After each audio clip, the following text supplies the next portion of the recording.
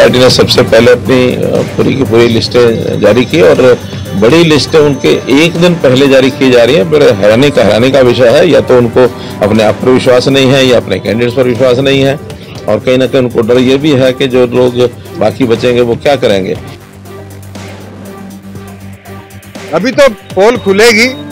जिन जिन ने 20-20 हजार रुपए भर के आवेदन किए थे, मेरे ख्याल से बरडा में 60 थे, 12 लाख तो उनसे कमागी कांग्रेस, और 12 लाख कमाने के बाद लोहारू से लाके उम्मीदवार उतार दिया।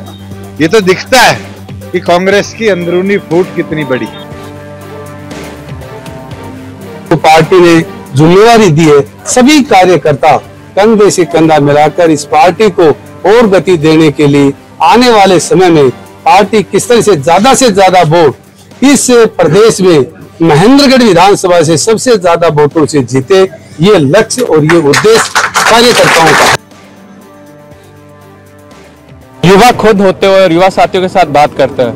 रोजगार सिर्फ कैथल नहीं, हरियाणा में सबसे बड़ा मुद्दा बन गया है।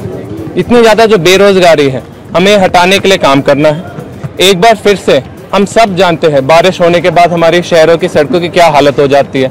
बिजली, पानी, सीवेज सबकी दिक्कतें आ रही है हमारे शहर में, और हमारे हल्के के बच्चे अब देश छोड़ के जा रहे हैं। इसको बदलाव लाना है। चुनाव जीतने के लिए है, मजबूती से लड़ेंगे, मजबूती से। अभी तो ये तो नाई के बाल है, जोड़ी में गिरे ही गिने जाएंगे।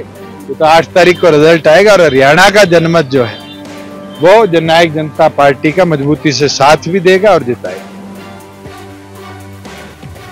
कांग्रेस की उसको बहुत बर्बाद किया है, और अब जहां जहां इनकी सरकारें हैं, चाहे हिमाचल हो चाहे कर्नाटक हो, सब जगह ये तुष्टीकरण की नीति पर चल रहे हैं, और वो देश के लिए बहुत घातक है।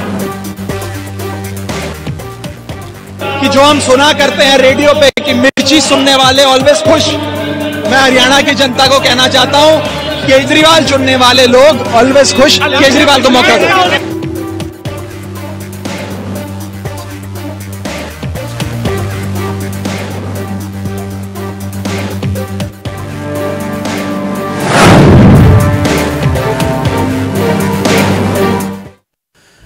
तो छोटे दल बड़ा खेल, बड़ा खेल।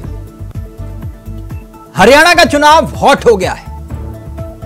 उम्मीद थी नहीं कि इस तरह से हरियाणा का चुनाव दिलचस्प मोड़ पर आकर खड़ा होगा, लेकिन जैसे जैसे नामांकन की तारीख नजदीक आई, आखिरी दिन, वैसे वैसे तस्वीर लगभग साफ होती हुई दिखाई दी। जैसे इन दिनों इंद्रदेव मेहरबान हैं, बादल, घने बादल इस वक्त छाए हुए हैं पिछले काफी दिनों से, वैसे ही हरियाणा की सियासत में सियासी बादल छाए हुए थे, और कोहरा जैसे ही हटा वैसे ही तस्वीर साफ हो गई कि खेल दिलचस्प है। इस पूरे सियासी घटनाक्रम में कांग्रेस ने धीमे धीमे ही सही, लेकिन अपने सभी प्रत्याशियों को रण में उतारा, एक सीट छोड़ के भिवानी की सीपीआईएम को दी। टिकट कटने से कांग्रेस में भी इस्तीफों की झड़ी लगी है। लेकिन दिलचस्प बात यह है कि बीजेपी रामविलास शर्मा महेंद्रगढ़ से चुनाव नहीं लड़ेंगे, वो कंवर सिंह यादव का समर्थन करेंगे। लेकिन इस पूरे सियासी घटनाक्रम में Indian National Lokdal, NLD, BSP और बीएसपी के साथ आए गोपाल कांडा। गोपाल कांडा की एंट्री गठबंधन में इसके कई सियासी मायने हैं, लेकिन उस पर आए उससे पहले यह जानिए कि टिकट बंटवारे में हुड्डा ने बाजी मार ली। कुमारी शैलजा सुरजेवाला की टिकट में नहीं चली। अब जो सियासी समीकरण है उसमें कांग्रेस के 24 जाट, ओबीसी 19, एससी 16, पंजाबी 8, ब्राह्मण 5, यह संख्या है जो टिकट बंटवारा हुआ, जातीय समीकरण। लेकिन इसमें दिलचस्प बात एक और भी है, कांग्रेस की इस लिस्ट में परिवारवाद की झलक है। आदित्य सुरजेवाला इनके पिता हैं रणदीप सुरजेवाला, बड़ा चेहरा, कैथल सीट से चुनाव लड़ रहे हैं, बेटे को टिकट दिलवा दी। अब कांग्रेस की परिवारवाद की लिस्ट में अगला नंबर आता है चंद्रमोहन। हरियाणा की सियासत का बड़ा नाम रहे हैं क्योंकि इनके पिता पूर्व मुख्यमंत्री भजन लाल, यह भी पंचकुला की सीट से चुनाव लड़ रहे हैं। परिवारवाद की लिस्ट पर गौर फरमाए तो अगला नंबर आता है पूजा चौधरी का। पति वरुण चौधरी जो हैं सांसद हैं और मुलाना की सीट से इन्हें टिकट दिया गया है। अब परिवारवाद की लिस्ट में अगला नंबर है विकास सहाना का। पिता संजय प्रकाश सांसद और कलायत की सीट इन्हें दी गई है, चुनाव रण में इन्हें उतारा गया है। ऐसे ही एक और नंबर है करण दलाल का। यह बहुत बड़ी शख्सियत एकाएक इसलिए बने क्योंकि भूपेंद्र हुड्डा इनके समधी हैं और पलवल की सीट से इन्हें चुनावी रण में कांग्रेस ने उतारा है। यह परिवारवाद की लिस्ट है कांग्रेस के घर के भीतर। लेकिन अगर कांग्रेस की कसरत को देखें तो हरियाणा में कुल मिलाकर 79 उम्मीदवार इन्होंने उतारे हैं और 2019 में 12 हारे हुए नेताओं को इन्होंने टिकट दिया है। कांग्रेस की लिस्ट पर गौर फरमाए तो 34 नए चेहरे जिन पर दाव लगाया गया है 55 से 60 टिकटों पर। यह आंकड़ा बड़ा दिलचस्प है, 55 से 60 टिकटों पर हुड्डा की चली है, जबकि 10 से 15 सीटों पर शैलजा की चली है। 7 महिला उम्मीदवारों को भी टिकट मिला है, लेकिन दबदबा हुड्डा का रहा है यह सीट बंटवारे में। अब कांग्रेस में हुड्डा की चली है तो शैलजा को झटका सियासी तौर पर, क्योंकि वो भी मुख्यमंत्री बनने की रेस में है और जब अपने समर्थक चुनाव जितवाने में कामयाब होंगे हुड्डा तो फिर दबदबा अपने आप होगा। लेकिन हरियाणा के सियासी दंगल में अब किसका मंगल होगा, क्योंकि जुलाना का जिक्र करें तो विनेश के सामने आम आदमी पार्टी ने भी रेसलर को ही टिकट दे दिया है। आज इन्हीं तमाम मुद्दों पर करेंगे चर्चा। हमारे साथ जुड़ेंगे मेहमान, लेकिन पहले आपको सुनाते कुछ राजनीतिक बयान और फिर सीधा रुख करेंगे अपने मेहमानों की तरफ। तो यह कि भारतीय जनता पार्टी ने सबसे पहले अपनी पूरी की पूरी लिस्टें जारी की और बड़ी लिस्टें उनके एक दिन पहले जारी की जा रही हैं। बड़े हैरानी का विषय है, या तो उनको अपने आप पर विश्वास नहीं है या अपने कैंडिडेट्स पर विश्वास नहीं है और कहीं ना कहीं उनको डर यह भी है कि जो लोग बाकी बचेंगे वो क्या करेंगे, इसलिए उन्होंने उस विषय में से अपना रास्ता कोई निकाला होगा। लेकिन उनके कैंडिडेट क्या करेंगे, या तो इंडिया तो भरते नहीं तो अब जो है उनका दौर जो शुरू होगा वो आप भी देखेंगे, हम भी देखेंगे।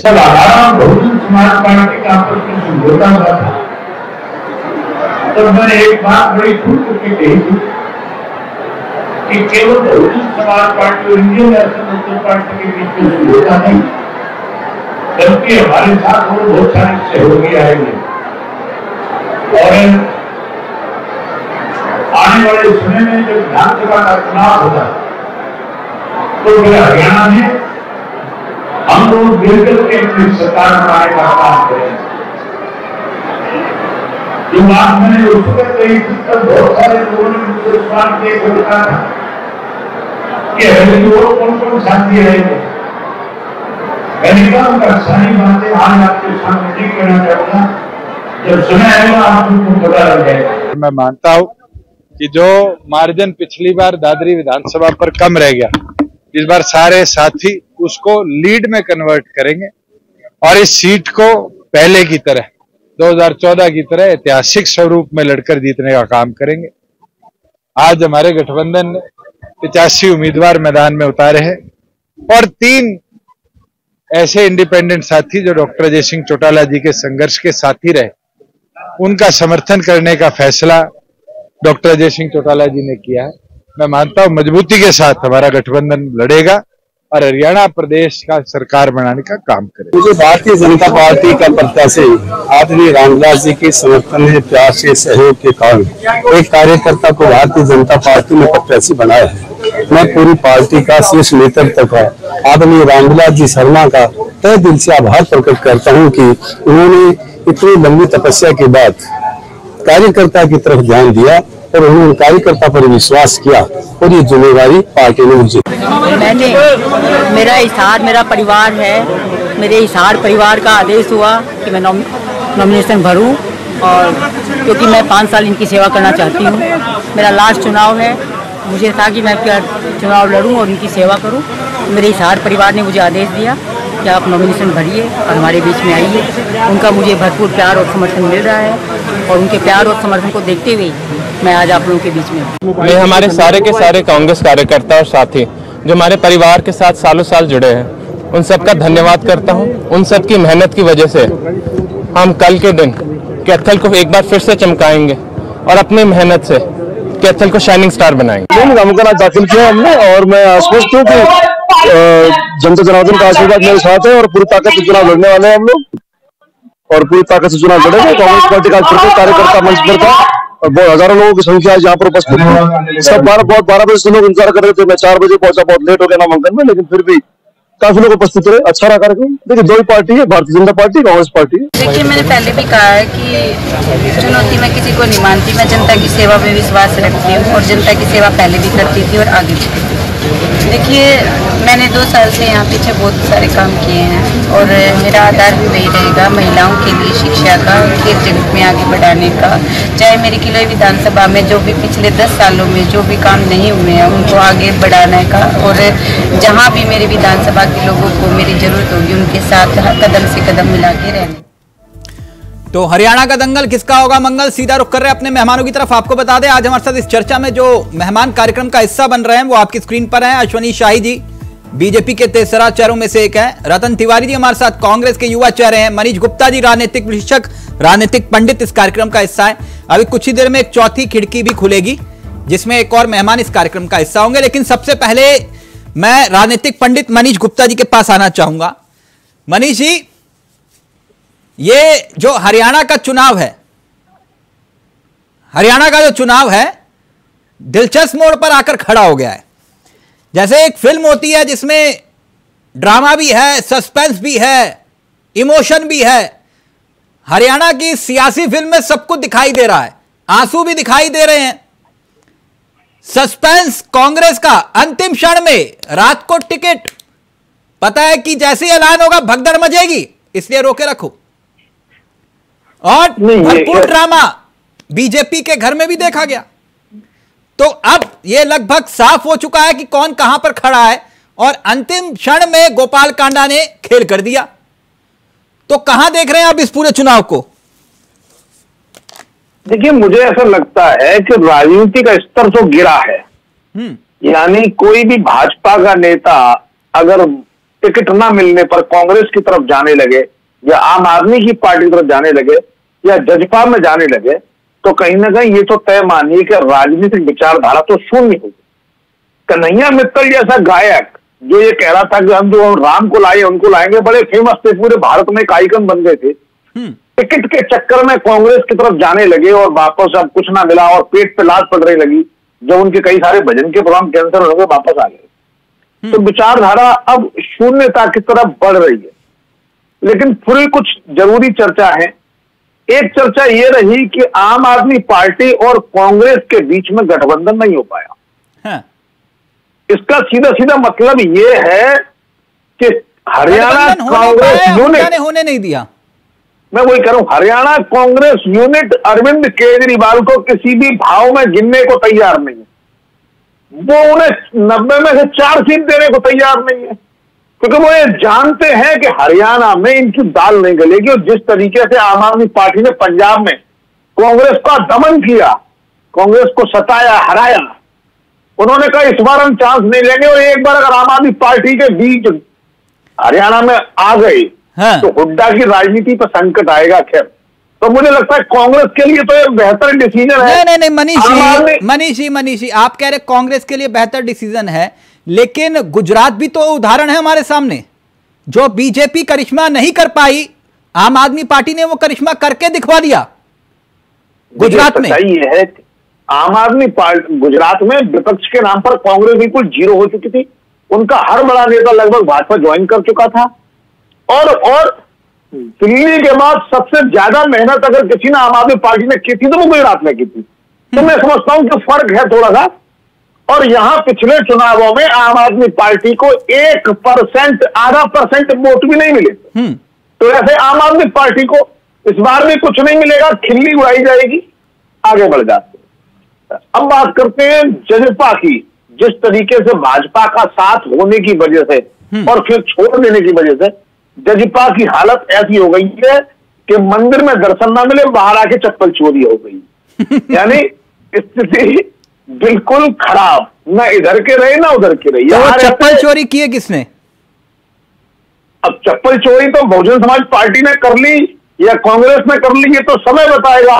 लेकिन फिलहाल मैं देख रहा हूं कि चंद्रशेखर आजाद का जो उभार है, हाँ, वो दिख रहा है मुझे। मैं वही दलित वोट बैंक पर आ रहा था। ये जो दलित वोट बैंक का जो खेल दिखाई दे रहा है, जेजेपी, चंद्रशेखर और दो जिनके विचारधारा और सियासी अदावत बहुत पुरानी, गोपाल कांडा, चौटाला परिवार और बीएसपी, क्या वाकई कोई खेल नहीं बिगाड़ेंगे ये, या किसी का बनाएंगे नहीं? जिसको जहां मौका मिलेगा वो कोई ना कोई खेल बिगाड़ेगा, लेकिन अंततः एक ना एक तो विजेता बनेगा ही ना।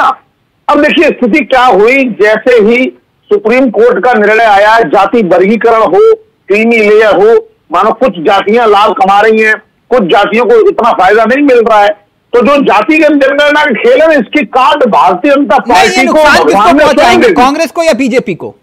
ये जो छोटे छोटे, मुझे लगता है ये सब खेल अब राजनीति का हो गया, क्योंकि जाति वर्गीकरण के नाम पर क्या होगा, ऊंट किस करवट बैठेगा तिलक भाई कोई नहीं कह सकता। नहीं तो आप तो राजनीतिक पंडित हो, जब आप ही नहीं बता पा रहे तो फिर तो ये राजनीतिक दल कहां बताएंगे हमें?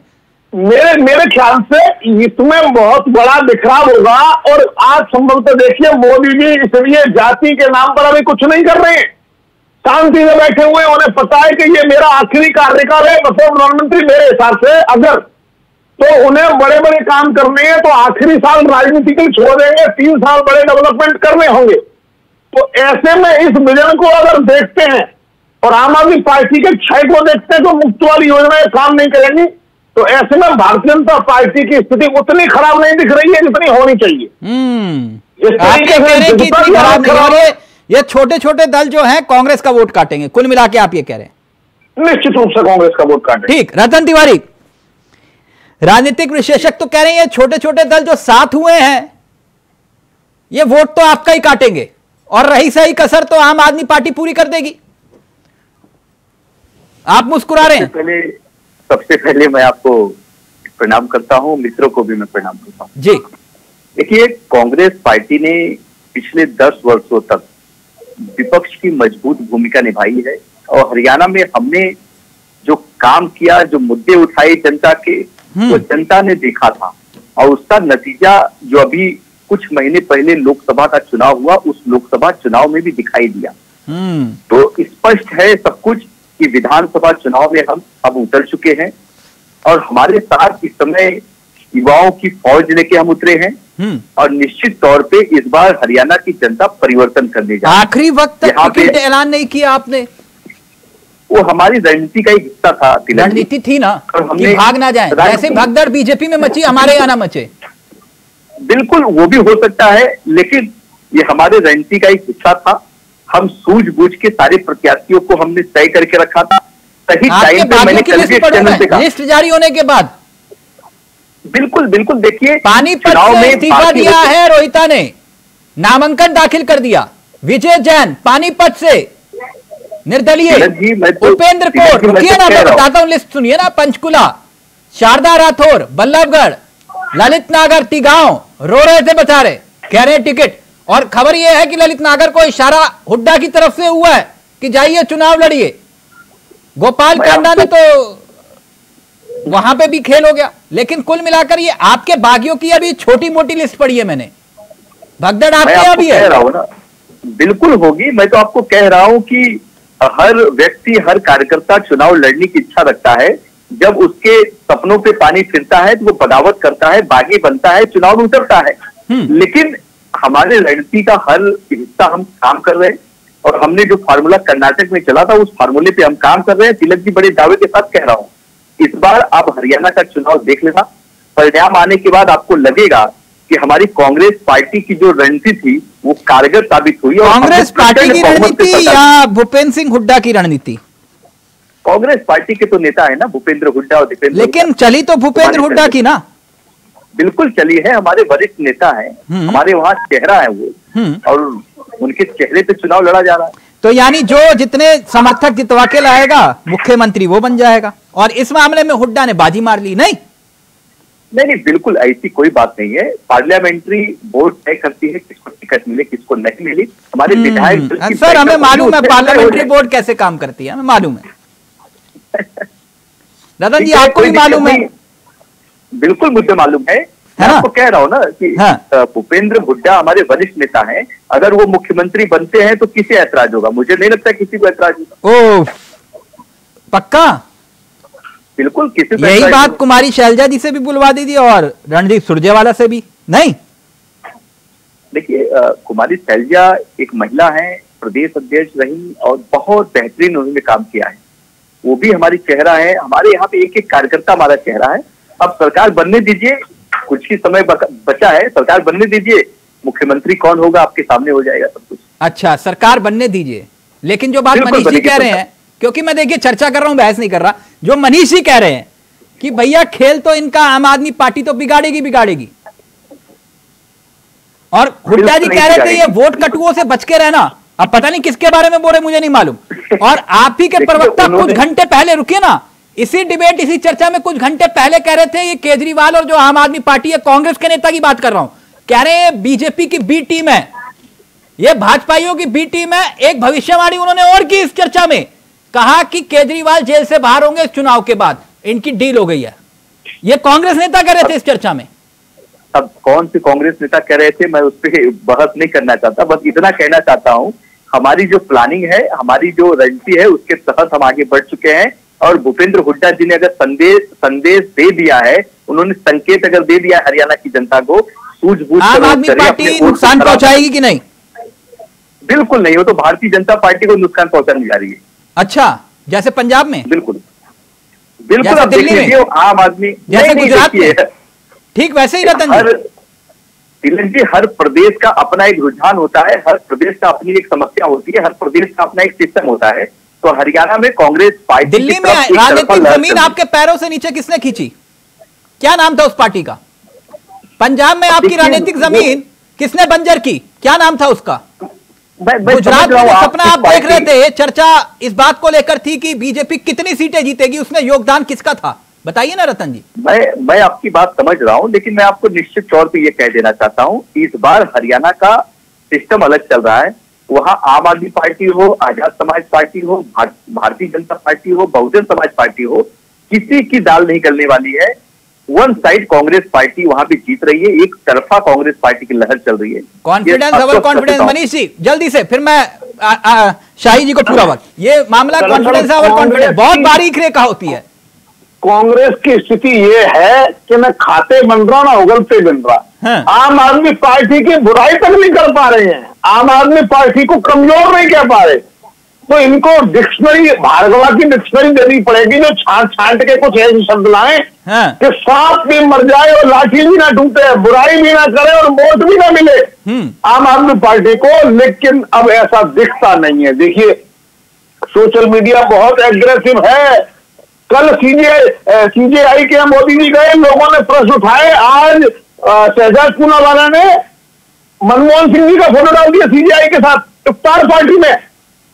तो अब जनता बहुत तेज है, सबके पास डेटा है, पोल खुल जाएगी। इसलिए कांग्रेस को समय रहते आम आदमी पार्टी से लॉन्ग टर्म में ध्यान रखना। आम आदमी पार्टी को लेकर अब है कांग्रेसी, यही ना मनीष जी?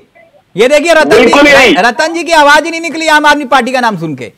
और अब अगर केजरीवाल या आम आदमी पार्टी के नेता भाषण क्या देंगे इसको लेकर भी चर्चा है। नहीं रतन जी, जो बात मनीष जी कह रहे हैं, कह रहे बोलती बंद आप लोगों की, आम आदमी पार्टी बोल दो उसके बाद बोलती बंद। तिलक जी मैं बार बार कह रहा हूं, मैं किसी पार्टी की बुराई करने यहां नहीं बैठा हूं। हर पार्टी का अपना एक प्लान होता है। आम आदमी पार्टी भी वहां चुनाव लड़ रही है, मैं चाहता हूं अच्छा चुनाव लड़े, वो उसकी ज्यादा विधायक जीत क्या है। कांग्रेस पार्टी अपने ऊपर फोकस रखी है, हम कैसे बेहतरीन चुनाव लड़े, कैसे ज्यादा से ज्यादा अपने दुश्मन की भी खैरियत मांग रहे हैं, बहुत बढ़िया, अच्छी बात है। वो जीतेंगे तो आप क्या करेंगे साहब? हरिद्वार में जाके कीर्तन थोड़ा करेंगे आप? हम तो दुश्मन नहीं कह रहे हैं, राजनीतिक संभावनाओं का खेल है, अखिलेश जी भी जानते हैं ठीक कब किस पार्टी के साथ हमारा गठबंधन हो जाए। अब शाहिद जी रहेंगे, अब शाहिद जी रहेंगे। शाहिद जी, थोड़ी देर में करता हूं। ये हरियाणा के चुनाव में कांग्रेस क्या वाकई में जो दावा कर रही है कि भैया हम ही जीत रहे हैं, हर दाव हमारे नाम, ये मामला कॉन्फिडेंस ओवर कॉन्फिडेंस क्या दिखाई दे रहा आपको? भाजपा की हैट्रिक लग रही है। अब कहाँ जो है रतन भाई इस फेर में पड़े हैं। इस देश में कई चुनाव हुए, कई प्रदेशों में जो है कांग्रेस ने जीत दर्ज किया। अभी आपने देखा किस तरीके से हिमाचल प्रदेश में कटोरा हाथ में आ गया, तनख्वाह देने के पैसे नहीं। उसके पहले देखिए भाजपा की सरकार थी, सारी समृद्धि थी, वहां सब कुछ था। इन्होंने कहा था कि हम बिजली का दाम घटा देंगे, फ्री कर देंगे, लेकिन 3 रुपया बिजली बढ़ा दिया, 3 रुपया 4 रुपया पेट्रोल बढ़ा दिया, और क्या क्या वादे किए। अब कटोरा हाथ में आ गया है, तनख्वाह न मंत्रियों की मिल रही है, न मुख्यमंत्री की न मिल रही है, न वहां के स्टाफ की मिल रही है 2-2 महीने की। वही हाल कमोबेश जो है कर्नाटक में है। तो जनता ने देख लिया है कि कर्नाटक और हिमाचल का क्या हाल इन लोगों ने किया है, तो हरियाणा बहुत बेहतर और सुरक्षित हाथों में है। और इस पर अभी लोकसभा का चुनाव बीता है। माननीय राहुल जी वो संविधान और आरक्षण लेकर घूम रहे थे, ये कर दिया जाएगा, 8500 खटाखट दिया जाएगा। जनता कार्यालय पर गई इनके, वहां से उसको मायूस लौटना पड़ा। आरक्षण की वकालत करने वाले अमेरिका में जाकर कह रहे हैं कि हम आरक्षण खत्म कर देंगे।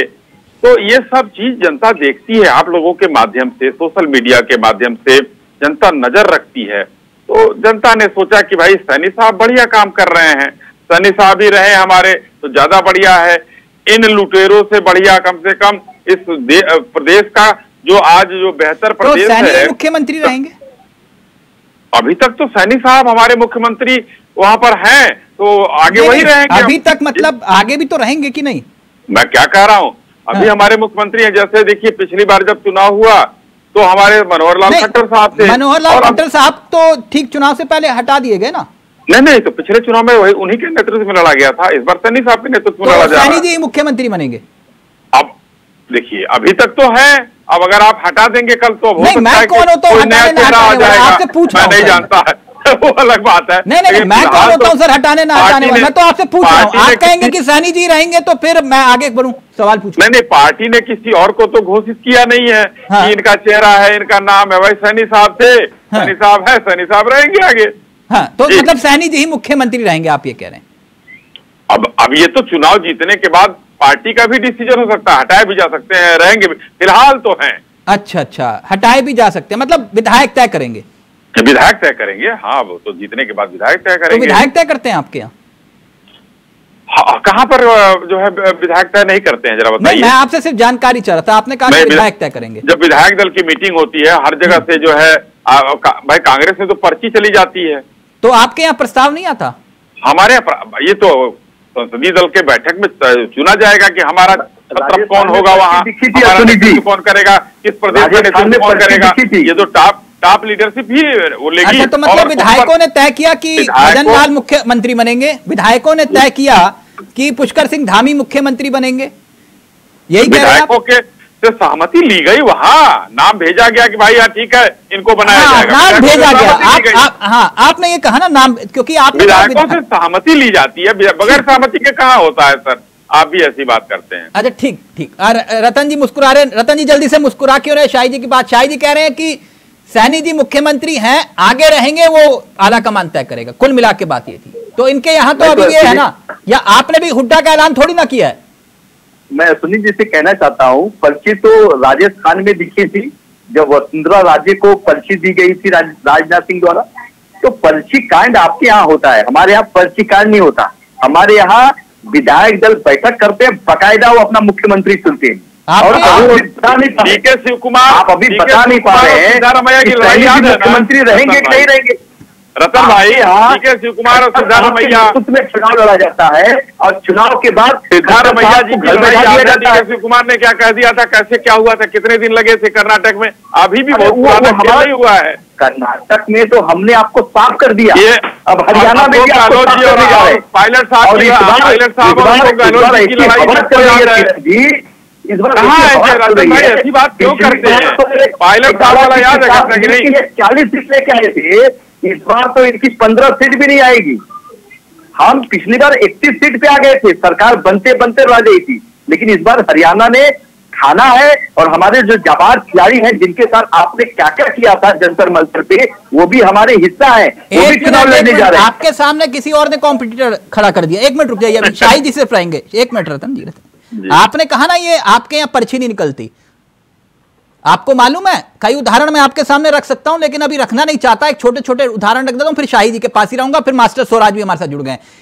साहब 2012 का चुनाव था, Harish Rawat coat pant tie बिल्कुल तैयार, बोले मुख्यमंत्री पद की शपथ। आला कमान का फोन आया, बोले नहीं विजय बोगड़ा मुख्यमंत्री, बोले विधायक नहीं, बोले नहीं तय है, तय है। अशोक गहलोत किसने तय किया? भूपेश बघेल किसने तय किया? रतन जी ऐसा नहीं है कि आपके यहां पर्ची वाला मसला नहीं है, कि आपके यहां भी विधायक तय करते हैं कि मुख्यमंत्री कौन बनेगा, ऐसा नहीं होता ना। तो उतना ही बोलिए रतन जी जितना बात हजम। हमारे यहाँ कितने पर्ची देखी थी क्या?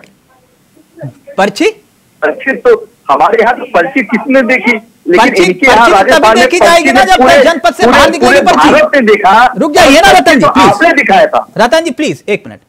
शाही जी बाकी सब तो ठीक है, आप बता रहे हैं कि कौन मुख्यमंत्री बनेगा कौन नहीं बनेगा विधायक तय करेंगे, आला कमान तय, लेकिन ये रामविलास शर्मा जी के साथ अन्याय नहीं हो गया क्या? नहीं, बीजेपी में हरियाणा में झंडा उठाने वाले पहले व्यक्ति उन्हीं का ही टिकट काट दिया आपने। देखिए तिलक जी, रामविलास जी आज हरियाणा में 32 सालों से पार्टी के साथ रहे हैं, विधायक रहे हैं, लेकिन अब नौजवानों को भी तो मिलना चाहिए मौका। कोई अन्याय नहीं कहते, बुजुर्ग हो गए हैं रामविलास जी, इसको कोई अन्याय नहीं कहता। वो केंद्रीय मंत्री भी रहे, सांसद भी रहे, उनको तो ऐसा नहीं है। 32 हमारे वो पुरोधा हैं, और देखिए पार्टी के साथ निष्ठा की वो कहीं गए नहीं है। 6 निर्दलीय जो इनके बागी होकर साथ लड़ रहे हैं कांग्रेस की तरह, उसे बागी कहीं नहीं हुए, 2-1 हमारे यहाँ भी हुए हैं, लेकिन तो अन्याय नहीं हुआ रामविलास शर्मा जी के साथ। देखिए पार्टी अब उनके लिए क्या सोचेगी क्या नहीं करेगी वो छोड़ दीजिए, हमारे बड़े नेता हैं, ये तो पार्टी के अनुशासन की बात है। अब आज टिकट काट दिए तो अन्याय हो गया, अरे कल हम उनको कहीं एडजस्ट करेंगे तो आप कहेंगे अरे ऐसा कुछ नहीं है। अच्छा, मतलब राज्यपाल बना देंगे आप उनको? अरे कुछ भी कर सकते हैं, राज्यपाल बनाएंगे, केंद्रीय मंत्री बनाएंगे, क्या करेंगे तो भविष्य की चीज है, लेकिन वो हमारे जो सियासी कद रहा, 5 बार महेंद्रगढ़ से जीते वो, जी हाँ एकदम, 2 बार प्रदेश अध्यक्ष रहे आपके, वो भी उस मौके पर जब बीजेपी हरियाणा में जब सबसे कमजोर थी, सबसे पहले झंडा उठाने वाले व्यक्तियों में से, शिक्षा मंत्री भी रहे जी, एकदम रहे, तो उनका भी टिकट, मतलब इसलिए सवाल खड़ा हो रहा है। नहीं, सवाल कोई खड़ा कर, देखिए किसी भी दल पर आप सवाल इसलिए नहीं खड़ा कर सकते हैं, अगर वो भाग कर जाए दूसरे दल में टिकट कटने के बाद तो निष्ठावान कार्यकर्ता नहीं हो सकता, लेकिन जो हमारे दल में है टिकट कटने के बावजूद भी हमारे दल में है, उसकी निष्ठा पर सवाल मत करिए, और ना पार्टी के लिए उसके त्याग की वो करिए। पार्टी उसके लिए क्या सोचेगी क्या नहीं सोचेगी, ये पार्टी। राव इंद्रजीत फिर खुलकर मुखालफत क्यों कर रहे हैं उनको लेकर? जो मुखालफत कर रहा हो उसका जो है उसका इतिहास देख लीजिए, और रामविलास शर्मा जी का इतिहास देख लीजिए। मैं स्पष्ट रूप से कहना चाहूंगा, नहीं क्या है उनका इतिहास, क्या है? कोई किसी का भी हो, पार्टी के प्रति अगर निष्ठा है तो मुखालफत नहीं करेगा, निष्ठा नहीं है तो मुखालफत करेगा, कोई भी हो। अच्छा, ये जो मसला है, रतन जी कह रहे हैं कि किसानों वाला मसला जो है आपके लिए बहुत दिक्कत वाली कहानी लेकर आएगा हरियाणा में, क्या ऐसा है शाही जी?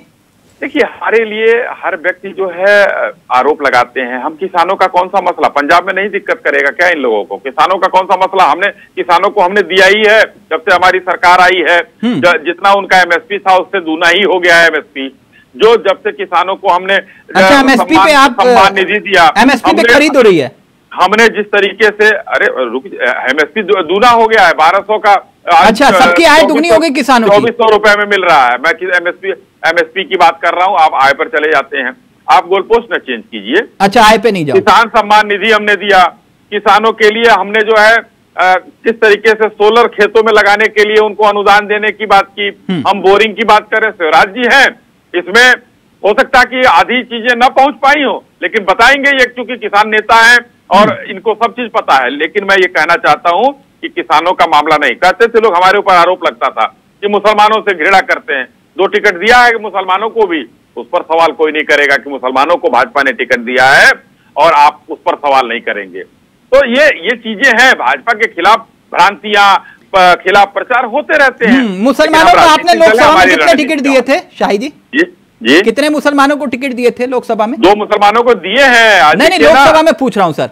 अरे भाई, तो आज हम हरियाणा के चुनाव की बात कर रहे हैं, तो नहीं, मैं लोकसभा चुनाव के बारे में पूछ रहा हूँ। आपने कहा कि 2 मुसलमानों को हमने टिकट दिए। तिलक भाई, अब इतिहास हम बताना शुरू करेंगे तो सिकंदर बख्श जी तो हमारे यहाँ थे ही, शाहनवाज हुसैन हमारे कितने मंत्री अभी कितने मौजूदा वक्त में आपके लोकसभा बात नहीं करेंगे? आपकी सरकार में कितने मंत्री हैं मुस्लिम? उनकी भी बात करिए ना। नहीं, तो मैं आपसे पूछ रहा हूँ, आपने जिक्र किया बख्श जी की। नहीं, अब आप छिटकते बहुत तेज हैं, तो पहलवान आप है नहीं कि आप छिटक के भागे बचेंगे, लेकिन मैं आपको भागने भी नहीं दूंगा। मैं ये कह रहा हूँ कि हमारे आप पीछे में गए। आप मुझे जानते हैं, मैं आपको भी नहीं भागने दूंगा शाही जी। बताइए ना, हरियाणा की बात बताइए ना, कितने मुसलमान मंत्री हैं आपके? हमने 2 मुसलमानों को टिकट दिया या आपने कितने मुसलमानों को मंत्रालय दिया? बताइए ना। हाँ या ना? नहीं, मैं पूछ रहा हूँ ना, केंद्र सरकार में कितने मंत्री हैं हमारे? मैं पूछ रहा हूँ हरियाणा चुनाव की चर्चा। आप मुझे राज्यों के 3 बड़े मुस्लिम मंत्री का नाम बता दीजिए, किसी भी राज्य के। दानिश अली हमारे यहाँ यूपी में खुद मंत्री हैं। कहाँ आप कैसी बात कर रहे हैं? एक और बताइए ना सर। खुद मंत्री हैं, हमारे गठबंधन में अनेकों मंत्री हैं। नहीं, तो आप मुझे 3 नाम बता दीजिए, बड़े नाम। ऐसे 3 बड़े किसी भी राज्य के। मुख्तार अब्बास नकवी साहब मंत्री रहे, नहीं रहे नहीं, मैं मौजूदा वक्त के पूछ रहा हूँ आपसे। नजमा अब्दुल्ला जी उपाध्यक्ष रही। आप बताइए ना, मौजूदा वक्त के 3 बड़े नाम बताइए मुझे। अब जब मैं मौजूदा की बात कर रहा हूँ तो आप पीछे भाग जा रहे हैं। बताइए सर, बताइए। हरियाणा में 2 टिकट दिया? नहीं, टिकट की बात नहीं, मंत्री की पूछ रहा हूँ। दिया या नहीं दिया? नहीं, मैं मंत्रालय पूछ रहा हूँ आपके पास। जब सरकार बनेगी तो फिर देखिए शाही जी, मैं तो नहीं भागा, हरियाणा चुनाव की बात हो रही है। 2 हमने टिकट दिया, जब चुनाव जीत जाएंगे, हम सरकार बनेगी, फिर मंत्री की बात करेंगे। अच्छा, फिर मंत्री की बात करेंगे। ओके जी।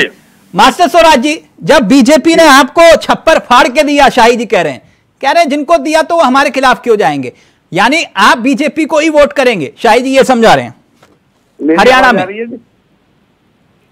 आवाज आ रही है जी मास्टर साहब? देखो, सबसे पहले तो नाम के साथ बीकेयू लोक शक्ति लिखवा देना, किसान नेता तो बहुत है। मैं बीकेयू लोक शक्ति का राष्ट्रीय अध्यक्ष हूँ। नहीं, किसान नेता तो अपने आप में ठीक है, मैं करवा देता हूँ। मैं बीकेयू लोक शक्ति करा। ठीक। दूसरा ये है कि जो सैनी जी हैं, हरियाणा के जो मुख्यमंत्री हैं, उनको केंद्र सरकार से अपील करनी चाहिए कि आज जंगली जानवरों का पूरे देश में कितना आतंक है। हमने उसके लिए मांग की थी कि बीएसएफ की तरफ से एएसएफ का गठन किया जाए, कृषि सुरक्षा दल। आज देश में कृषि सुरक्षा दल होता तो जंगली जानवरों का आतंक कुछ कम होता, क्योंकि एएसएफ जंगल में गश्त किए हुए होती। दूसरा, जो हमारे ट्रैक्टर है 10 साल में, और जो खेत के इंजन है 10 साल में बेकार हो जाते हैं। कुछ गाड़ी ऐसी होती है सरकारी अफसरों की 10-10 हजार किलोमीटर नहीं चलती, 10 साल होने पर डीजल की गाड़ी को स्क्रैप में कटवाना पड़ता है। इन दोनों कानूनों को तो कम से कम केंद्र सरकार, अभी कोई ऐसा उन पर आचार संहिता नहीं है कि कानून नहीं बना सकते, इसकी देश में बहुत ज्यादा आवश्यकता है। आप एमएसपी किसानों को नहीं दिला सकते हैं, किसान आयोग का गठन नहीं कर सकते हैं, बीमा पॉलिसी में बदलाव नहीं कर सकते हैं, या किसानों को लाभकारी नहीं बना सकते हैं। लेकिन शाही जी तो कह रहे हैं एमएसपी मिल रही है आपको। नहीं, एमएसपी घोषित हो रही है, एमएसपी घोषित हो रही है, मिल नहीं रही। अभी आपने मध्य प्रदेश में सोयाबीन की हालत देखी होगी। हालांकि शिवराज चौहान जो कृषि मंत्री है, उन्होंने अभी सुधार किया है कि हम सारी सोयाबीन को खरीदेंगे, उनका मैं धन्यवाद करता हूं। हरियाणा में क्या वाकई किसानों ना आप हरियाणा पर 1 मिनट, हरियाणा की मैं समझना चाह रहा था। ये कह रहे हैं कि एमएसपी हमने दोगुनी कर दी हरियाणा में, आप कह रहे हो मिल नहीं रही। नहीं, मैं ये कह रहा हूँ हरियाणा और पंजाब में सरकारी खरीद सही होती है, और पूरे देश में सरकारी खरीद नहीं हो पाती। जैसे मध्य प्रदेश में सोयाबीन की खरीद नहीं हो पाई, और बहुत सस्ते रेट पर किसानों को घाटे में बेचनी पड़ी। किसानों की बहुत सारी अनेक समस्या है। आज जो दवाई खेतों में जो शंभू बॉर्डर पर किसान धरना दे रहे थे, फिर ये कौन थे? नहीं, मैं कब कह रहा हूं किसान धरना नहीं दे रहे थे। हाँ। किसानों ने धरना दिया है, जब तो ये प्रधानमंत्री जी ने देश के किसान से माफी मांगी और 3 काले कानून वापस लिए। अगर किसान 13 महीने 550 संगठन नहीं बैठते बॉर्डर पर, तीनों बॉर्डरों पर, तो प्रधानमंत्री जी को देश के किसान से माफी मांगने की क्या आवश्यकता थी और काले कानून वापस करने की क्या आवश्यकता थी? भाई हमारा ये जो किसान निधि करते हैं, इससे पेटा नहीं भरता हमारा। न किसान निधि तो एक मुगली भुट्टी के बराबर भी नहीं है। किसान को फसल की लागत मूल्य नहीं मिल रहा है आज देश में। किसान आत्महत्या कर रहा है, किसान जो कर्ज ले लेता है, किसानों वाला मसला आपको लगता है कि दिक्कत देगा हरियाणा में? मास्टर स्वराज कह रहे हैं कि एमएसपी घोषित तो होती है, मिलती नहीं है। हरियाणा में भी यही हुआ। मैंने क्या कहा, नाराज है। लोकसभा में भी किसान की नाराजगी कहीं ना कहीं दिखाई दी है, क्योंकि पिछली बार के लोकसभा के चुनाव में, इस बार के लोकसभा के चुनाव में किसान की नाराजगी सामने आई है। लेकिन फिर भी किसान का अन्नदाता बहुत दयालु है। वो जब ये चुनाव प्रचार में कोई सी भी राजनीतिक पार्टी हो जो अपने घोषणा पत्र लाते हैं, क्योंकि वो चुनाव तक ही रहता है, जीतने के बाद वो घोषणा पत्र रद्दी की टोकरी में फेंक दिया जाता है। हाँ। तो आज तक किसी भी पार्टी ने अपने घोषणा पत्र पर सत्ता में आने के बाद काम नहीं किया है। शिवराज जी, तो ये घोषणा पत्र तो एक ऐसे होता है। बोलना चाह रहे हैं मास्टर साहब, सुन लीजिए शाहिद जी बोलिए। देखिए, शिवराज जी का मैं बड़ा सम्मान करता हूं। शिवराज जी जो है, जो 2-3 बातें बोले हैं, उसमें यह है कि किसान संतुष्ट भी है और नहीं भी है, पूरी संतुष्टि नहीं। मैंने भी वही कहा कि हो सकता है कुछ चीजें बची हों। जैसे शिवराज जी ने कहा कि एमएसपी की घोषणा होती है, हो सकता है कुछ राज्य सरकार न दे पा रही हूं कि भाई अगर धान की खरीद इतने पर होगी उसकी, लेकिन वही बात इन्होंने कहा पंजाब और हरियाणा में होती है। देखिए, दोनों चीजें हैं, तो ये कहीं ना कहीं विसंगति है और पूरे देश में विसंगति है। ये थोड़ा सा और सुन लीजिए एक लाइन। दूसरी बात, इन्होंने कहा कि किसान दयालु है। किसान तो अन्नदाता है हमारा। किसान जो है ये देखेगा। घोषणा पत्र की जो बात की, जिसका गारंटी कार्ड जो जारी करता है, वो कटोरा लेकर आता है हाथ में सबके। पूरे हरियाणा, वो हिमाचल में कटोरा आ गया है सरकार के हाथ में, लेकिन हमारा संकल्प पत्र आप देखिए, सबसे ज्यादा वादे हमने पूरे किए, चाहे वो राष्ट्रीय स्तर के नहीं। तो आपने किसान आंदोलन के दौरान आपने किसानों से जो वादा किया था उन्हें पूरा किया आपने? उसमें काफी चीजें पूरी हो गई हैं। जैसे कि आप देखिए ना, उस समय जो चीजें थी, 1-2 चीजें बची हैं, वो भी हो जाएंगी। शिवराज जी का तो बार बार कहना था, तोमर साहब थे, वो भी कह रहे थे हो जाएगा, होगा, जरूर होगा। नहीं, धीरे धीरे चीजें होंगी। जो आपने वादे किए थे। अरे भाई, अब ये बताइए कि जो कुछ वादे पूरे हुए ना, हमने बिजली का जो कहा था, बिजली वाला हुआ पूरा। हमने काफी चीजें देखी। ऐसा है कि कुछ कॉम्प्लिकेटेड चीजें होती है जिसमें समय लगता है। अच्छा। तो वो भी हो जाएगा। वो हम टेलीविजन चैनल पर बैठ के नहीं पूरा कर सकते, लेकिन संकल्प पत्र पे हमने 370 का हटा दिया, 3 तलाक हमने हटा दिया, राम मंदिर हमने बनवा दिया। नहीं, मैं राम मंदिर पर चर्चा नहीं कर रहा, दिया हमने राम मंदिर पर चर्चा, वो किसानों के मसले पर चर्चा हो रही है, राम मंदिर की चर्चा नहीं है। ये संकल्प पत्र की चर्चा है। हमने वादे पूरे किए हैं। सीए, यूसीसी, ये हमारे मैं राम मंदिर, सीए, यूसीसी की बात, मैं किसानों की बात कर रहा हूँ। मैं शिवराज जी का जवाब दे रहा हूँ। शिवराज सिंह साहब ने कहा कि वो घोषणा पत्र फाड़ के फेंक देते हैं, लेकिन हमने सबसे ज्यादा, भारतीय जनता पार्टी ऐसी पार्टी है जिसने हमने तो सारे वादे पूरे किए जब आप लोग आंदोलन कर रहे थे। जो हमने वादा किया था पूरे किए। मैं तो किसान आयोग के गठन की मांग कर रहा हूँ, एएसएफ के गठन की मांग कर रहा हूँ। एएसएफ एग्रीकल्चर सुरक्षा फोर्स, कृषि सुरक्षा दल। मैं कृषि सुरक्षा दल के गठन की मांग कर रहा हूं, ताकि जंगली जानवर और आवारा पशुओं से हमारी खेती की फसल की सुरक्षा हो सके, किसानों के जान माल की सुरक्षा हो सके।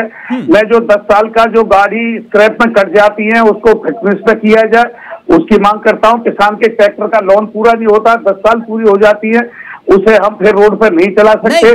तो शायद कह रहे हैं हमने तो कुछ वादे पूरे किए हैं। अरे भाई, वादे मैं बता तो रहा हूँ। मैं तो ये कह रहा हूँ, लोकसभा और विधानसभा में 5 साल का किसान सत्र भी होना चाहिए, जिसपे किसानों की चर्चा हो। देश के विधायकों की, सांसदों की जो वेतन भत्ता पेंशन है, वो भी खत्म होनी चाहिए। देश का अरबों रुपया इन मानियों की जेब में चला जाता है, ये करेंगे कहां से? आधे से अधिक बजट तो मानियों की जेब में चला जाता है वेतन भत्ता और पेंशन के रूप में। मास्टर साहब आ रहा हूँ, एक मनीषी कुछ रिएक्ट करना चाह रहे, फिर रतन जी आपके पास आ रहा हूँ। ये किसानों वाला मुद्दा छाएगा क्या मनीषी, या बनाने की कोशिश कांग्रेस? ये ऐसे किसान नेताओं ने किसानों का बर्बादी कर रखी है। क्यों, क्या काम? सभी ने किसानों को अन्नदाता बना दिया। अरे उसके हाथ में पैसा कब आएगा? कब किसान किसानी को अपनी जिम्मेवारी ना समझ के व्यापार समझ के कमाई करेगा? बताइए ना, आपने कहा ऐसे किसान नेताओं ने। हम चाहते हैं कि किसानी का जो प्रोडक्ट है वो या तो कोल्ड स्टोरेज में हो या इमीडिएट बिके या उसको फूड प्रोसेसिंग प्लांट में जाए, उसका जो माल है उसकी कीमत ज्यादा मिले। लेकिन किसान नेता किसान को सिर्फ वही रोक के रखना चाहते हैं, जिसका नतीजा ये है कि किसान आज अन्नदाता होते हुए भी हैंड टू माउथ हो रखा है। किसानों के लिए कुछ भी करने की कोशिश नहीं की किसी ने भी। सच्चाई ये है कि मोदी सरकार ने जो किसान कानून लाए उसमें उन्होंने उनकी उपज को खरीदने की व्यवस्था की, फूड प्रोसेसिंग प्लांट में ले जाने की, प्राइवेटाइजेशन करने की बात की, खेती प्राइवेट खेती किसान के हाथ में नहीं रह रही था। आप प्रधानमंत्री जी ने देश के अन्नदाता से माफी मांगी है।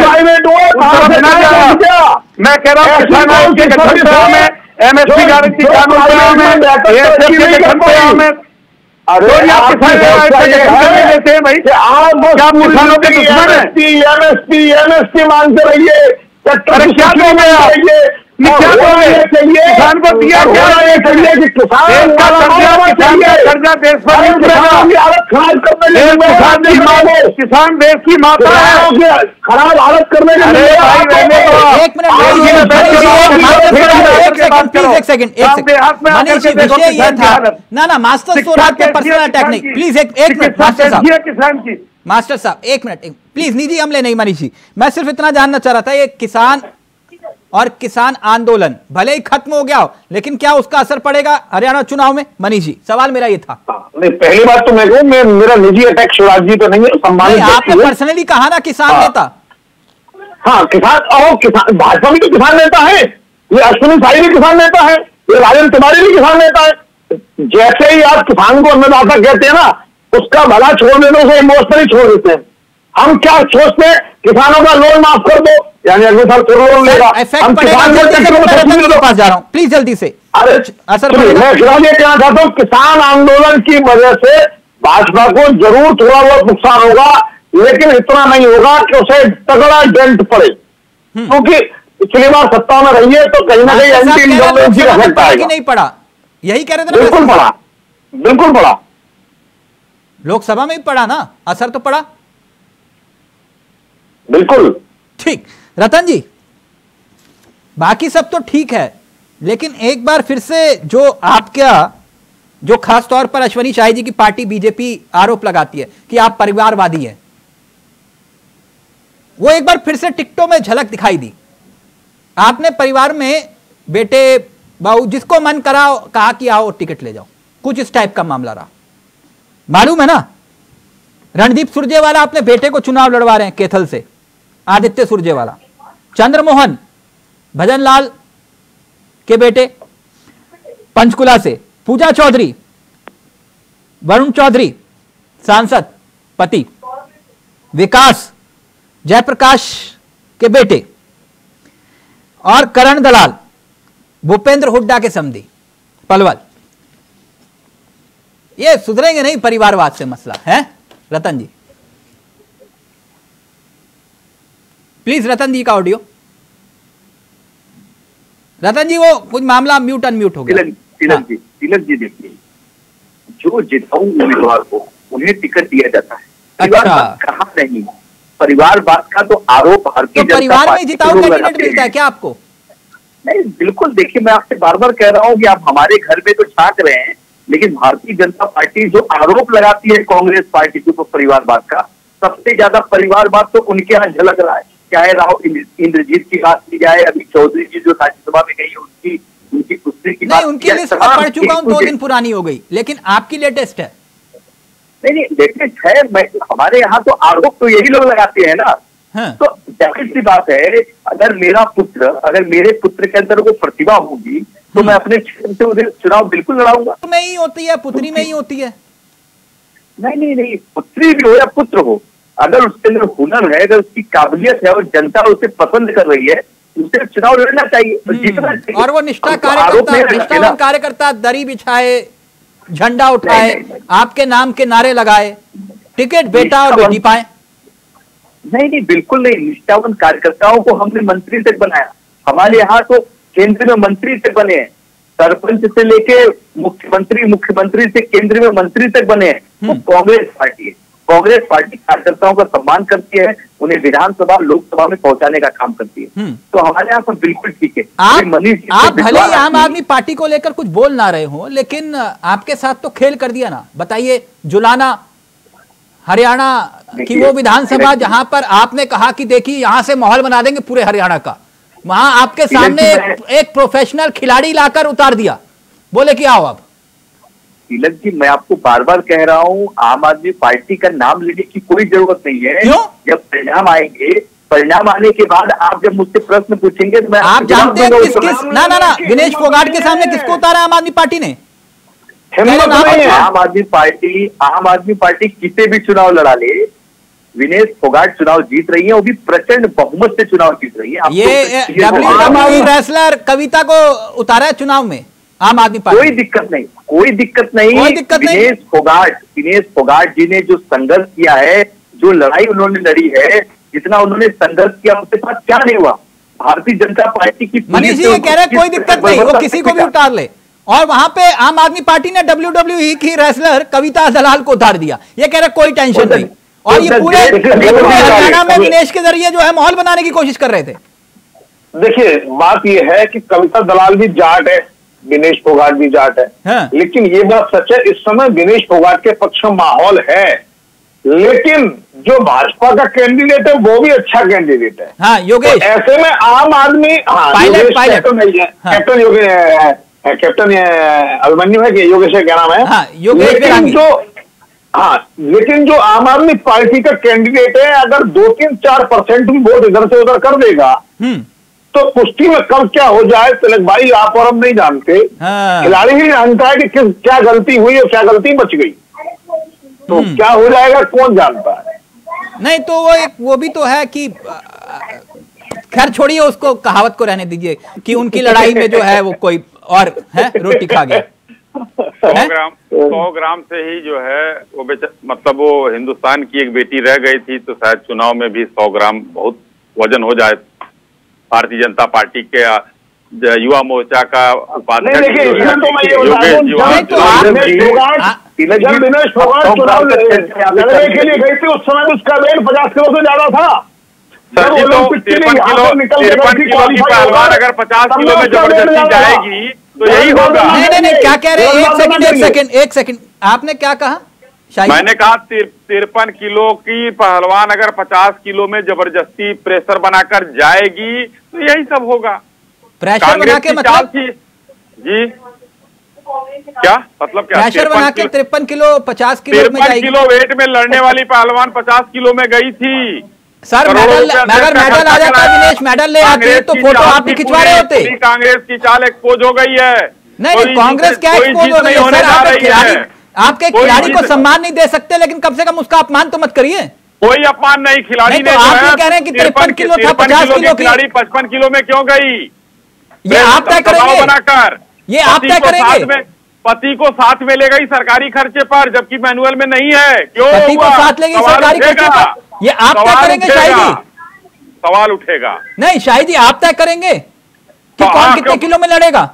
हम नहीं तय करेंगे, कुछ नहीं तो आप तय करेगा। प्रेशर बनाकर 50 किलो में वो गई और सिर्फ एक और पहलवान का जीवन उसने बर्बाद किया, जो ओलंपिक में वो खेल सकती थी, उनसे बेहतर पहलवान थी वो। अच्छा, जो नहीं गई उसकी वजह से, उसके लिए आपको वो नहीं है। कैसा हो गया राजनीति में? देखिए ये बहुत ये पति को साथ लगे अश्वनी शाही जी, कहना क्या चाह रहे हैं आप? आपके प्रोटोकॉल में नहीं है, आप अकेले जाइए, पति सरकारी खर्चे पर नहीं जाता है। अच्छा, ओलंपिक में तभी आप खर्चा बता रहे थे कि हमने कितना खर्च किया विनेश के ऊपर। एकदम क्यों नहीं करेंगे सरकार। उस दूसरी लड़की जो इनकी वजह से छठी 50 किलो वाली, उनसे कम प्रतिभावान खिलाड़ी नहीं थी। सर आप तो बिल्कुल ब्रिजभूषण वाली लाइन पे हैं। हम सब क्यों, हम वो कांग्रेस की लाइन पर चलेंगी। राजनीति में अभी देखिए, अब राजनीति आने लड़ी है चुनाव, अभी देखिए तो आप निजी हमले करेंगे इस तरह से? एकदम ये विक्टिम कार्ड बंद करिए आप लोग। नहीं, ये राजनीति कांग्रेस की थी, कांग्रेस की राजनीति आज एक्सपोज हो चुकी है, चाहे दिनेश हो चाहे कोई। आप जो ब्रिजभूषण बोल रहे हैं, आप उसका समर्थन करते हैं कि राहुल गांधी के साथ जो उनकी तस्वीर का जिक्र कर रहे थे, वो किसके साथ? राहुल गांधी की तस्वीर के साथ हाथ में हाथ डाले हुए जिसका वो जिक्र कर रहे थे ब्रिजभूषण। मैं कोई तस्वीर की बात नहीं कर रहा हूं, मैं कह रहा हूं कि एक खिलाड़ी का हक मार कर वो 50 किलो से वाली का गई थी, हार कर आई, सरकारी खर्च हुआ, एक प्रतिभावान खिलाड़ी को दबाया गया। आज राजनीति का जो खेल था, कांग्रेस का ये खेल तो वो जो सड़कों पर पहलवान बेटियां थी, वो भी राजनीतिक खेल था। एक पहलवान बेटी साक्षी मलिक है, क्यों नहीं, वो भी, उसको भी ऑफर था, क्यों नहीं गई? वो लड़ाई लड़ रही है। अगर इनको लड़ाई लड़नी होती तो कांग्रेस से चुनाव क्यों लड़ती? ये एक्सपोज हो गया, उनका महत्वाकांक्षा, उनकी महत्वाकांक्षा आ गई, कांग्रेस का खेल आ गया। कांग्रेस से चुनाव लड़ना अपराध है? कोई अपराध नहीं है, लेकिन विक्टिम कार्ड खेलकर देश की भावनाओं के साथ नहीं खेला जा सकता है। विक्टिम कार्ड वो जंतर मंतर पर विक्टिम कार्ड हो रहा था। देश को अब पता नहीं क्या हो रहा था, वो तो न्यायालय में है, न्यायालय बताएगा, हम नहीं बताएंगे। लेकिन ये नहीं, आप भी तो कह रहे हैं विक्टिम कार्ड खेला जा रहा था। वो कांग्रेस का खेल था, एक्सपोज हो गया। बार बार कितनी बार सुनेंगे एक ही बात को? कांग्रेस का खेल था, वो खिलाड़ियों के साथ मिलकर क्या क्या हुआ था, वो जो ड्रामा कहिए, उनको मांग कहिए, लड़ाई लड़नी होती तो वो लड़ती। साक्षी मलिक लड़ रही है आज लड़ाई, तो ये ड्रामा हो रहा था जंतर मंतर में। ये लोग गए थे, राजनीति की महत्वाकांक्षा, विधायक बनने का शौक, उनको कांग्रेस, दीपेंद्र हुड्डा का खेल सब सामने आ गया। और अगर यही मंत्री बन गई फिर? अरे बन गई तो क्या हमको जेल में डलवा देंगी कि हम उनके विरोध में बोल रहे हैं? और क्या करेंगी? सरकार बनेगी तब ना, पहले जीते फिर सरकार बने। रतन तिवारी, जल्दी से आप, फिर मैं मास्टर स्वराज जी आपके पास आ रहा हूँ। रतन तिवारी जी, आपने राजनीतिक इस्तेमाल किया विनेश फोगाट का। मैं एक चीज कहना चाहता हूँ, अभी ये देखिए, एक खिलाड़ी के खिलाफ किस तरीके से शब्द का उच्चारण कर रहे थे, पूरा देश और दर्शक देख रहे थे। खासकर हरियाणा में इसका इफेक्ट गिरेगा। यदि हरियाणा के किसान भी सड़क पे थे ना, उसे उग्रवादी, आतंकवादी, खालिस्तानी कहा जा रहा था, गालियां दी जा रही थी। तो सारे मुद्दे हैं, वो मरे नहीं है, सारे मुद्दे जीवित हो चुके हैं। जी, आपने राजनीतिक इस्तेमाल किया खिलाड़ियों का, वो सबके सामने आ गया। गलत क्या था उन्होंने? बिल्कुल बिल्कुल नहीं। उस विनेश फोगाट के साथ अगर कौन सड़क उठता था? राहुल गांधी जी के, प्रियंका गांधी की कांग्रेस पार्टी थी। अगर उन्होंने कांग्रेस पार्टी, वक्त इजाजत नहीं दे रहा, मैं माफी चाहूंगा। गोपाल कांडा पे चर्चा रह गई, लेकिन शाही जी, वो भी बड़ा दिलचस्प पहलू था, लेकिन चर्चा छूट गई गोपाल कांडा पे। थैंक यू सो मच, बहुत बहुत शुक्रिया आप सभी का। रतन जी आपका, शाही जी आपका, मनीष जी आपका, और मास्टर साहब आपका भी। तो हरियाणा का दंगल किसका होगा मंगल, छोटे दल किसका बिगाड़ेंगे खेल, अभी पिक्चर बाकी है। नमस्कार, जय हिंद, जय भारत।